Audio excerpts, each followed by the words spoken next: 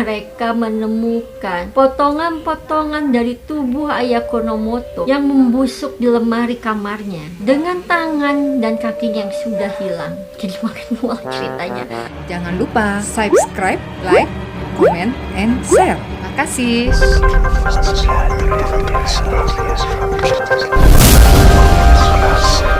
Assalamualaikum, hai Misteri Friends. Makasih ya buat kalian yang udah klik video ini. Balik lagi di channel Misteri Elsha Septagia.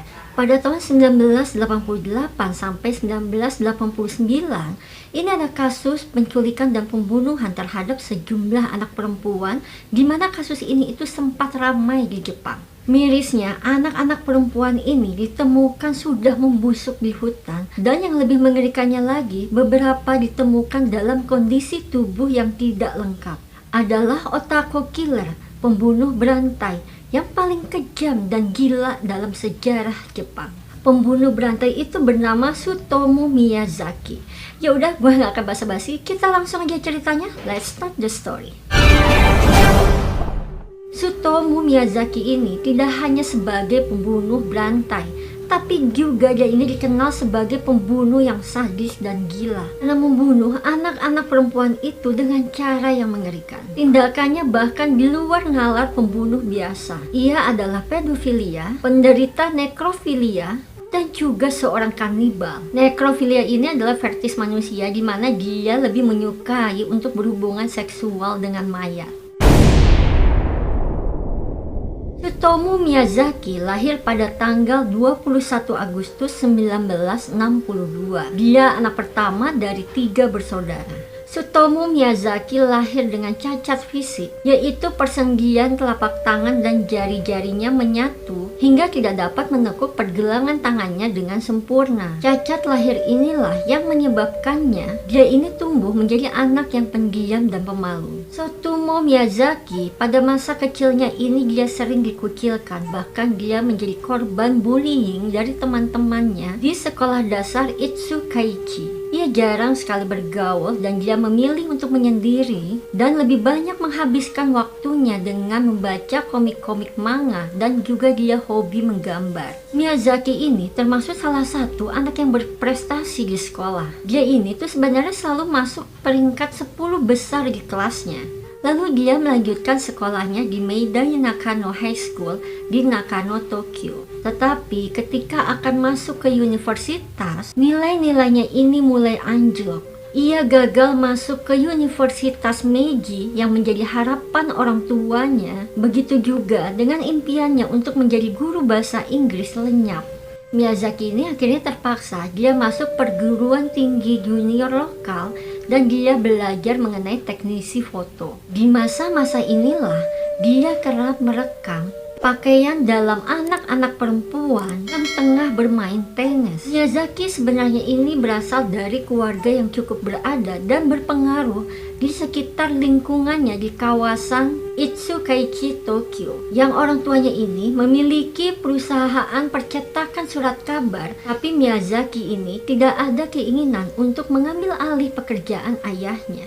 Pada pertengahan 1980-an, Miyazaki ini kembali ke rumah orang tuanya dan saat itu dia berbagi kamar tidur dengan adik perempuannya. Menurut Miyazaki, kalau orang tuanya ini sama sekali tidak mempedulikannya, bahkan dia itu tidak merasa disayang oleh orang tuanya. Dan seringkali Miyazaki ini diabaikan oleh orang tuanya ketika Miyazaki ini ingin menceritakan masalahnya. Bahkan ia menganggap kalau adik perempuannya ini tidak menyukainya hingga ia pernah memiliki keinginan untuk melakukan bunuh diri. Satu-satunya orang yang peduli dan sangat sayang kepadanya adalah kakeknya. Begitu masuk perguruan tinggi, perilaku Miyazaki ini semakin aneh. Dia bukan hanya mengurung diri di kamar dengan menggambar, tapi dia ini udah mulai mengoleksi bacaan-bacaan dan film-film porno. Tapi lama-lama nih dia ini mulai merasa bosan dengan hanya membaca dan menonton film-film porno. Di tahun 1984 dia ini mulai mencari pornografi anak-anak. Pada bulan Mei tahun 1988, kakek Miyazaki ini meninggal dunia. Ini tuh udah kayak semacam mimpi buruk dan membuat Miyazaki ini semakin merasa depresi. Miyazaki bahkan memakan abu kremasi kakeknya hanya karena dia ingin merasakan kedekatan dengan kakeknya. Keluarganya pun merasa kalau Miyazaki ini sudah mulai berperilaku semakin buruk. Mereka juga sempat melaporkan kalau Miyazaki ini sempat memata-matai adik perempuannya yang sedang mandi di kamar mandi. Ia bahkan menyerang ibunya hanya karena dia ini ketahuan oleh ibunya ketika sedang memata-matai adiknya itu. Karena keluarganya sudah mengetahui perilaku buruk Miyazaki, akhirnya Miyazaki ini pergi keluar dari rumah dan dia berubah menjadi monster psikopat. Pada tanggal 22 Agustus 1988, hanya sehari setelah ulang tahunnya ke-26, Miyazaki menculik seorang gadis cilik yang berusia 4 tahun yang bernama Marikono. Menurut pengakuannya Miyazaki, ia mendekati Marikono lalu membawanya ke mobilnya, lalu mereka ini pergi. Selama setengah jam, keduanya ini hanya menunggu di mobil. Miyazaki membunuh gadis kecil ini dengan cara mencekiknya setelah sebelumnya ia melepaskan pakaian Marikono dan lalu ia memperkosanya. Ia lalu membuang mayat Marikono di hutan di sebelah barat Tokyo dan dia membiarkan tubuh gadis itu membusuk di dalam hutan. Beberapa minggu kemudian, dia tuh kembali lagi ke hutan itu untuk memotong tangan dan kakinya Marikono, lalu dibawanya untuk disimpan di dalam lemari rumahnya. Ya orang udah benar-benar sarap kali ya.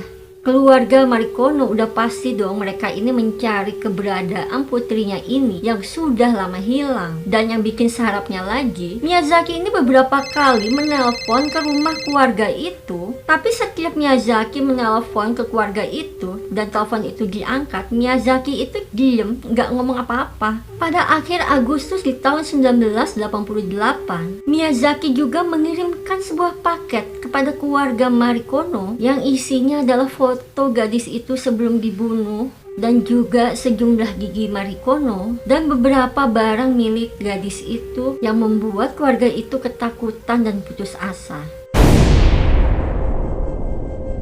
Pada bulan Oktober 1988, Miyazaki ini gak kapok, dia melakukan penculikan lagi. Korban keduanya kali ini adalah Masami Yoshizawa yang masih berusia 7 tahun. Saat itu Masami ini sedang berjalan pulang sendirian dan Miyazaki saat itu melihat Masami dan dia kemudian menawarkan tumpangan kepada Masami. Kemudian sama halnya seperti Marikono, ia lalu membawanya ke hutan terpencil dan membunuhnya di sana. Setelah dibunuh, Miyazaki juga melakukan penyerangan seksual terhadapnya dan meninggalkan tubuhnya telanjang di hutan. Pada saat itu akhirnya kasus-kasus penculikan dan pembunuhan anak-anak ini menggemparkan dan membuat panik bagi semua orang tua di kawasan Saitama. Beberapa bulan kemudian, gadis kecil lainnya hilang. Dan sama seperti dua korban sebelumnya, mereka semua tidak pernah ditemukan.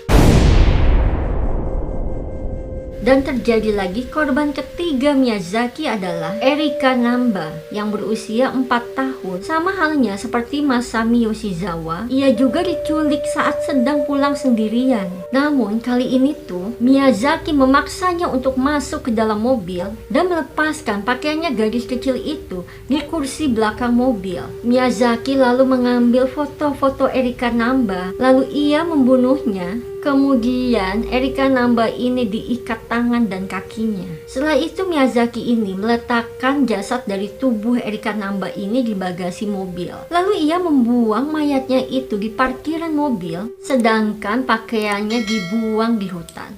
Seperti keluarga korban lainnya, keluarga Erika Namba ini juga mendapatkan telepon-telepon aneh dari Miyazaki yang udah pasti membuat panik dan ketakutan bagi keluarga itu. Korban terakhir dari Miyazaki adalah Ayako Nomoto. Ayako Nomoto adalah gadis kecil berusia 5 tahun yang diculik oleh Miyazaki pada tahun 1989.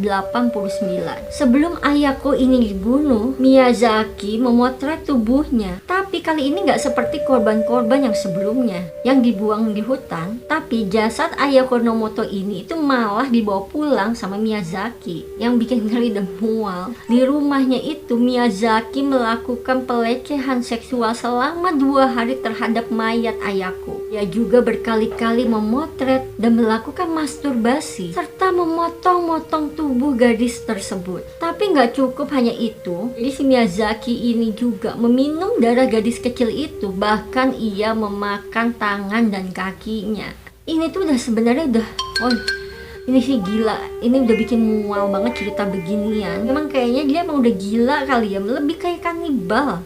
Setelah mayat dari Ayako ini membusuk, Miyazaki memotong-motong sisa tubuhnya. Potongan-potongan tubuh itu dibuang ke kuburan dan bagian kepala dibuang sama dia di bukit-bukit terdekat. Karena Miyazaki ini kayak udah merasa ketakutan, takut diketahui polisi kalau mereka akan menemukan bagian tubuh Ayako yang dia buang ke kuburan. 2 minggu kemudian, Miyazaki ini balik dong ke kuburan itu untuk mengambil potongan-potongan tubuh yang udah dia buang. Setelah itu, ia menyimpan jasad potongan-potongan tubuh dari Ayako ini di lemari di rumahnya. Tsutomu Miyazaki akhirnya ditangkap ketika mencoba melakukan penculikan yang kelima. Pada bulan Juli 1989, Miyazaki ini melihat 2 kakak beradik perempuan yang sedang bermain di halaman mereka. Dia lalu mengambil anaknya yang terkecil dan membawanya ke dalam mobil. Kakak perempuannya ini udah otomatis dia ini lari dan dia langsung ngadu kepada ayahnya. Dan saat itu juga ayahnya ini langsung datang menuju Miyazaki yang berada di mobil. Yang saat itu Miyazaki ini sedang memotret adiknya itu. Hampa mikir panjang lagi, ayah gadis kecil itu langsung menyerang Miyazaki dan segera menyelamatkan putrinya dari mobil. Di saat itulah Miyazaki melihat kesempatan untuk melarikan diri. Tidak lama kemudian, Miyazaki ini balik lagi untuk ngambil mobilnya. Dia pikir kayaknya udah aman-aman aja kali ya. Tapi pada saat itulah polisi berhasil menyergapnya dan menangkapnya. Ia ditangkap pada tanggal 23 Juli 1989. Yang pada saat itu, dia mendapat tuduhan melakukan pelecehan seksual terhadap gadis di bawah umur.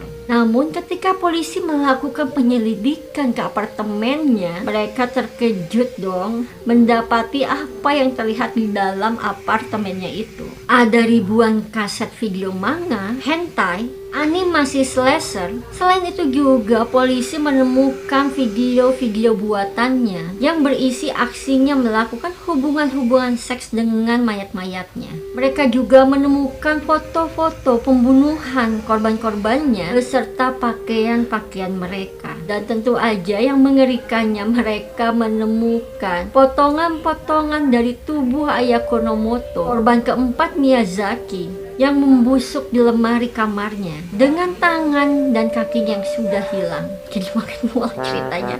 Kebayangin aja kalau itu udah busuk, udah baunya udah kayak apa. Gak ngerti deh. Selama persidangan, Tsutomu Miyazaki menjawab pertanyaan-pertanyaan itu dengan tenang. Dia sama sekali gak terpengaruh oleh hal-hal yang telah dilakukannya atau nasib yang akan dihadapinya. Ketika ditanya tentang kejahatannya, Miyazaki terus menyalahkan alter egonya yang disebutnya Redman yang melakukan pembunuhan-pembunuhan itu. Ia bahkan menggambar Redman dengan bentuk manga. Istilah otaku sendiri berarti orang yang memiliki minat obsesif terhadap manga atau anime, dan media segera menjuluki Tsutomu Miyazaki sebagai otaku killer. Meskipun 3 tim analitik yang terpisah telah memeriksanya apakah Miyazaki ini memiliki kelainan jiwa, namun pada akhirnya pengadilan ini menyatakan kalau Tsutomu Miyazaki ini dalam keadaan sehat. Dan dengan demikian Tsutomu Satomu Miyazaki memenuhi syarat untuk mendapatkan hukuman mati. Ayah Miyazaki menolak untuk membayar biaya hukum putranya, dan hingga kemudian ayahnya ini bunuh diri pada tahun 1994. Miyazaki sendiri akhirnya dijatuhi hukuman mati pada tanggal 14 April 1997 dan dieksekusi di tiang gantung pada tanggal 17 Juni 2008. Itu dia tadi cerita tentang kasus otaku killer Satomu Miyazaki. Ya udah, buat kamu-kamu yang suka sama video ini, jangan lupa untuk klik like, comment, dan share video ini. Dan jangan lupa tentunya diklik subscribe-nya. Maaf kalau ada salah dan kurang-kurang kata maupun informasi. Dan jangan lupa juga ditonton video-video lainnya di channel aku. Segitu dulu aja, sampai ketemu lagi di video-video misteri